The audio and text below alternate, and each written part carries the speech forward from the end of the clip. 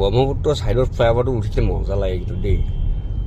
বাওঁ ছাইডে এইফালে ব্ৰহ্মপুত্ৰখন প্লাছ ব্ৰিজটোৱে সেইফাকে ধুনীয়া লাগে চাই পেলাই। এইখন উত্তৰ গুৱাহাটী ব্ৰিজ বনি আছে, হোৱাগৈ নাই। হ'ব কাৰণে লাগিব আৰু এবছৰমান লাগিব।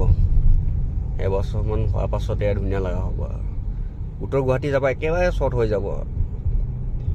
য'ত কি কয় 2 ঘণ্টা লাগিছিল এতিয়া মানে ধৰি লওক 1 ঘণ্টামানতে পোৱা যাব। কিন্তু মই সম্পূৰ্ণ ব্ৰিজখন দেখুৱাব পৰা নাই, মই কাৰণ গাড়ী চলাই আছোঁ তো, সেইটো কাৰণে মই মানে নিজৰ কি কয় ফেচটোও মই দেখুৱাব পৰা নাই। আচলতে কি নহয়, গাড়ী চলাই ভিডিঅ' কৰাটো ভিডিঅ' কৰিবই নালাগে হিচাপত, তথাপিতো মই কৰি আছোঁ আৰু উপায় নাই। কিন্তু মোক কি কয় মানে পুলিচে দেখিলে মানে ফাইন কাটিব লগে লগে। মোবাইল কাৰণ লৈ পেলাই ভিডিঅ' কৰাটো বা মোবাইলটো হাতত লৈ পেলাই এনেকৈ গাড়ী চলাটো আইনমতে দণ্ডনীয়, হয়নে নহয়? এতিয়া সেই দণ্ডনীয় মই হেৰি কৰি পেলাই মানে কৰি আছোঁ আৰু মানে আইনটো মই মনা নাই আৰু সেনেকুৱা নিচিনা হৈছে। এনেকৈ ভুলতো লোকে ধৰিলেও ভুলতো তেনেকৈ নকৰিব, মই যিটো কৰিছোঁ তেতিয়া অন্য মানুহে তেনেকৈ নকৰে আৰু দেই।